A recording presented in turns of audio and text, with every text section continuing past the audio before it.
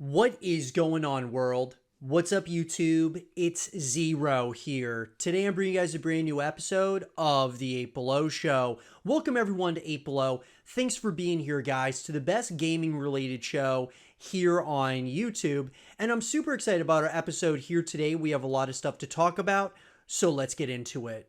I'm getting more and more people wanting me to talk about World War III, guys. And I talked about it in my most recent episode of the 8 Below Show. And I wanted to go ahead and continue talking about World War III in a different way, kind of taking a different turn here with this title. You'll be able to check out all of my World War III content here on the YouTube channel, guys. But with that being said, there's been talk now within the community. We talked about it being a potential COD killer or a battlefield killer, and we've talked about that. So what we're going to talk about now is more so, is this a title that could start really adding and ramping up its competitive scene in a major way, or really take things that Battlefield has not done in particular? So let's talk about it. So guys, first of all, let's talk about, from a sales perspective here. World War III, guys, and from my experience playing it, it's got some really cool, interesting concepts, and I really think that, it being like what it is at this point does not feel so much like a Call of Duty game as it does a Battlefield, as much as a Battlefield game, because of all the different elements and gameplay elements to it, but it does feel very smooth, in my opinion. This is a title, when the game first released, guys, back in 2018, it sold over 100,000 units in its first 48 hours. And that's a pretty big deal. Now, it was on sale when it sold this many copies, but that's a pretty big deal. It's currently sitting at $14.99 to buy the basic copy of World War III on Steam. And so, really, guys, at the end of the day, let's talk about, okay, so what can they do to improve World War III versus, some of these other like juggernauts in the FPS space. So to me, guys, at number one is certainly adding a significant competitive scene to this. I know that a lot of people have said that, Battlefield and Battlefield esports and such just never really worked. And I just felt personally that EA and DICE didn't do a good enough job to focus a lot of their resources into the esports scene. Esports makes so much sense, guys, in a number of ways, really giving exposure to the game, building narratives around the game and around the players that are playing it. I think that's really, really important. We see it so much in Call of Duty. Personalities is what built Call of Duty and Call of Duty esports as we know it. And even that isn't being supported as well as we would like. On the flip side of this, what could World War III do? Well, to me, guys, I think that they could really take some of the things that Battlefield did and maybe even do it better, but then even take things that Battlefield hasn't even done or has maybe tried but really failed, that being like esports. And I think that could be something really special that gets incorporated at some point or another. But first, before even getting to the esports realm, they want to fully polish World War III. All the bugs, glitches, things of that nature, guys, they want to fully polish all of that. But coming in really at number two, but this could really be number one, is having this title be free to play.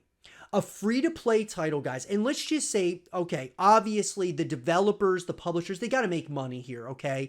But to me, even if they just made a few game modes free to play, like the ranked playlist or something free to play for everyone, it would at least start building a lot of momentum. Now, this game is starting to build some buzz, without a doubt. I mean, I'm starting to talk about it here on the YouTube channel. I'm starting to hear about it from more and more people. People are asking the question, is it the COD killer? Is it a Battlefield killer?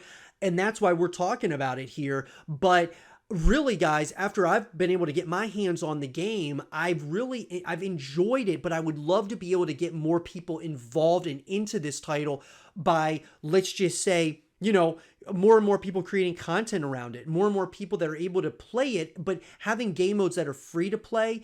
And I think that could really be something special. Now, will they build and make it fully free to play? Probably not, guys. It's probably not unrealistic. But if they made the full game free to play, making microtransactions and putting, different weapon skins and things of that nature into the game, or having like a battle pass almost, that's going to justify, it being free to play, because those microtransactions are going to help the developers in a major way. And I think they've got something here. I really do. I think that there's a real possibility that this could be something special if the Farm 51 as well as my games really, flesh this thing out and make it, and take their time and really listen to what the community is telling them to do, because that is what we see with so many other titles out there.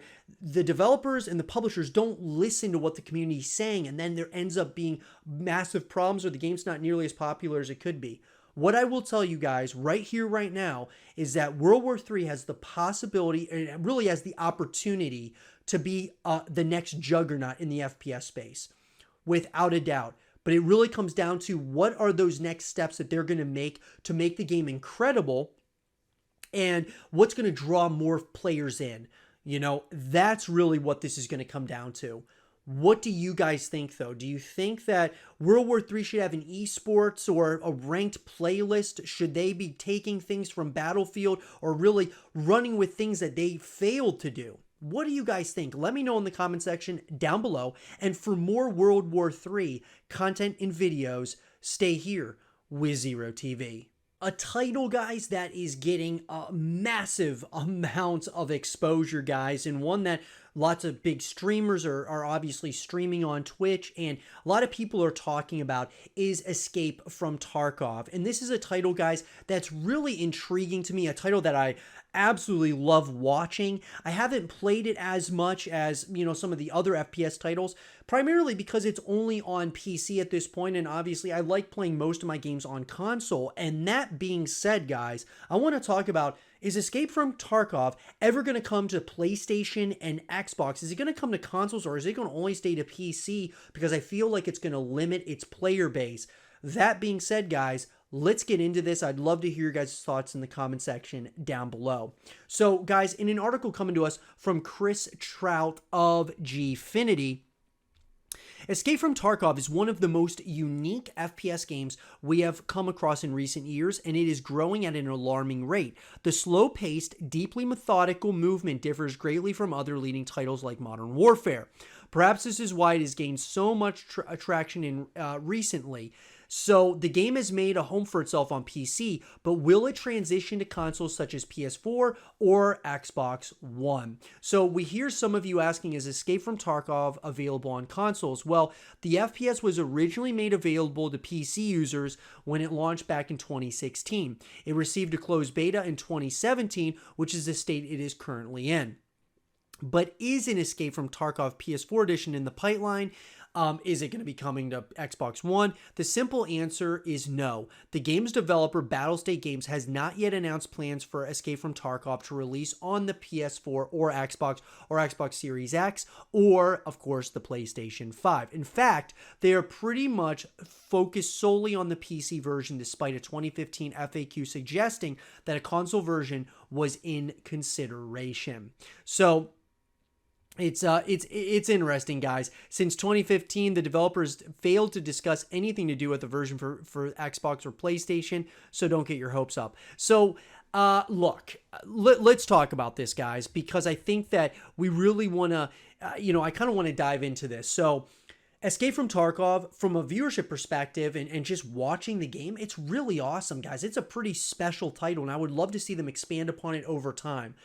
What I will say, though, is I think that one of the biggest mistakes a lot of these titles make that are just solely PC titles is that they're just solely PC titles, that they don't expand to consoles, because the console market, guys, whether people want to admit it or not, is still a massive market. And so if you're tapping into all of the markets, not just one market, you're going to expand upon your player base and your player count. Now, obviously, guys, adding consoles to the mix, always it may create some issues, obviously, from bugs to glitches to things of that nature. And it's definitely a transition.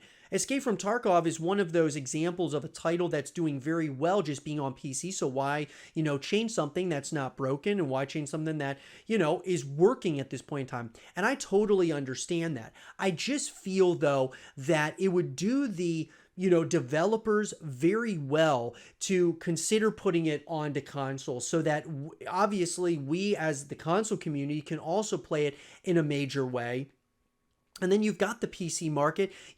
Doing crossplay is always awesome, guys. We've seen this primarily when Fortnite started, and it's really special, guys. It's a really special ordeal. I would also love to see Escape from Tarkov in some way or another really create a competitive scene. I think that could be something really awesome at some point or another. We always talk on the YouTube channel about esports and such, and I just would love to see more competitive game modes in Escape from Tarkov and ranked playlists, things of that nature. I think would be really awesome. But I just think that being on consoles, and I look at titles like Halo or Gears of War or some of these titles even on PlayStation that are exclusive just to Xbox or to PlayStation. They're at least also on PC.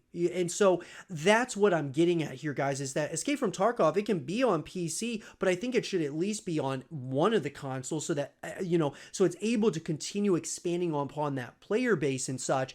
But overall, guys, I will tell you that Escape from Tarkov, they're on a great trajectory right now. From the looks of it, I mean, it is up and away for them. So I totally understand them not going into the console market. I just think that they're not going to be able to fulfill their full potential. Maybe I'm wrong, guys. Maybe it's going to be something like CSGO that, CSGO I would love to see on consoles as well, but they haven't done that because they've been able to just build such a great following just on PC. So it makes sense, guys. I mean, PC really owns the market as a whole when we talk about from a worldwide perspective. Consoles play a part in that, though, and that's why I would just love to see Escape from Tarkov on consoles as well, especially being a first-person shooter. But let me know, guys, what do you think about this? Do you think that Escape from Tarkov should be on consoles, or do you think it should just stay on PC? Let me know in the comment section down below. And for more Escape from Tarkov content and videos, stay here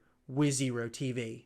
There's been a lot of talk, guys, in the Call of Duty community and just communities in general in the first-person shooter genre, talking about the state of Call of Duty, what's happening, the lack of communication, the game, the Call of Duty Vanguard, which, full disclosure, guys, I love Call of Duty Vanguard. I know that it doesn't have a league play, with ranked playlists and things of that nature, and there's obviously, bugs, glitches, there's issues through and through, even issues on Warzone as well, guys. I totally understand where a lot of the pro players are coming from in the community. In this segment of the show, guys, I want to talk about Halo Infinite. And I want to talk about this title because there's been a lot of talk that this title is the COD killer. And, we talked, I've talked obviously on the YouTube channel a lot about Halo. I've talked, a ton about Call of Duty as well. Halo is a love of mine. So is Call of Duty. Call of Duty is one of my favorite titles of all time. I love Halo though as well, guys. It's been a great title. And I think that Halo Infinite is incredible for the Halo community. I mean, a continuation of this franchise moving forward. So that being said, is Halo Infinite the COD killer, guys? I have to say that it's not, and I'm going to give you a number of reasons why. The first one is, guys, is that Halo Infinite, look, is absolutely incredible, but one thing about it is that it's specific to Xbox. And obviously, obviously it comes to PC as well. But Call of Duty, guys, spans across Xbox, PlayStation, PC. I mean, just a juggernaut of a title that, sells. I mean, it's the best-selling game every single year. Yes, we've had some down years in Call of Duty. I do think that it's going to come back around. Now, a lot of people are talking about the jetpack era, and I believe that those were the dark ages of Call of Duty, in my opinion, but a lot of people think that this is a sign that we need to go back to the jetpack era to change things up again in Call of Duty. To me, guys, I think that, less is more a lot of times. I mean, I look at the earlier titles like Black Ops 2 and, Call of Duty Modern Warfare 2. Those titles, guys, were so incredible, had great gameplay, great maps. The esports scene was fantastic around them. And there were things that people wanted, any type of Call of Duty player would want out of those games. Whether you were trying to get the 10th Prestige Medallion, which was like the most coveted thing, whether you were trying to join modded lobbies, whether you were trying to, really grind in pub stomp or trick shot or whatever you were trying to do in those titles, it was something really special. It was something for everyone. Halo Infinite, guys, to me is another one of those titles that feels like it's got something for everyone, whether, from the campaign perspective to the multiplayer experience. Obviously, we're waiting for co-op campaign and Forge mode, but, there's just a lot that they can build on with that. So at the end of the day, what I'm getting at is that Halo Infinite, guys, I think that it's hurting Call of Duty in a pretty major way right now. I think there's a lot of those COD players that are starting to move over to Halo, but I think we're seeing it more so actually in the Gears of War community. Gears players, guys, who have been playing on the Gears Pro circuit are moving over to Halo. They're seeing that there's a lot of momentum being built over in Halo, and these pro players, guys, they've got a God-given ability when it comes to, playing with that controller, man, and they're obviously Gears of War is an exclusive to Xbox as well, so it's the Xbox controller. They just are switching right from, Gears of War over to Halo. Yes, you're going from a third person to a first person shooter, but it's still kind of the same structure as Gears of War. You've got the power weapons on the map. Everyone's starting with primarily the same weapons overall, and there's a really awesome vibe and feeling that you get with Gears of War, but you also get that with Halo. Halo is a little bit more lighthearted in a number of ways, and I can tell that the competitive scene is really coming back to life. I think it's just a matter of time until Call of Duty, it kind of gets back to that. They're seeing what they're doing right and what they're doing wrong and what they can do different moving forward. And up to this point, Activision, Infinity Ward, Treyarch, Sledgehammer, they're kind of, obviously they are focusing more on the ways that they can make money. Obviously, they're businesses, guys. They're looking at Warzone. They're looking at ways that they can, continue to build profits for Activision so that they can show that to the shareholders. So we get all of that. But there does come a point where there needs to be a form of communication when it comes to the Call of Duty League. I mean, this is an actual league here, guys, that they're trying to compare this to the NFL, when really the Call of Duty League, in my opinion, needs to be compared to like the WWE or the WWF, all the trash talk, all the narratives around the trash talk and such. But they're not trying to build that around what the CDL is, unfortunately. Halo, guys, is another title that was built around personalities. So I actually believe that Halo and Call of Duty, they used to be kind of neck to neck. Really, it was actually Halo was above Call of Duty in a number of ways, and even StarCraft was as well. And then slowly but surely, Call of Duty, with their personalities, people started moving from Halo over to Call of Duty, and then you see all the narratives start changing and the narratives around Call of Duty. And you have these Halo guys who have been in that Halo scene, have really stuck it out through all the trials and tribulations, and now Halo Infinite's back. And Halo as a whole is for sure back, guys. But can I say it's going to be the COD killer? I don't. Because Halo went through a slump, and now here's Halo Infinite. Call of Duty's in a slump right now, but just wait, they're going to come back. It's going to rise and rise again, and it will get back to where it was, and I can't wait for that day, because seeing Call of Duty and Halo together in on the biggest stages, guys, I mean, it would just be a dream come true for me, because I absolutely loved those times. The only game we're missing is StarCraft 2. I mean, StarCraft 2 was right up there as well, guys. And just the narratives around all three of those games was just unbelievable because of the personalities. Sure, StarCraft 2 didn't have as big of personalities as Call of Duty and Halo, but Halo and Call of Duty, man, guys, I really am hoping that they just coexist together, and you can talk about the little brother or the big brother. Halo is definitely, guys, they're making a case for being the big brother now in that relationship at this point in time. But do I think Call of Duty is going to get it together at some point or another? I have to believe so, guys. The other thing is that Call of Duty comes out every year. So we get a new COD every year. So it's a new year, a new opportunity to get back to where we are. It takes one title, guys, and I always talk about this here on the YouTube channel. It takes one game to go in the wrong direction and in a really bad state of a game or of a franchise. But all it takes is one game to get you right back to where you need to be. We look at Halo as a perfect example of that.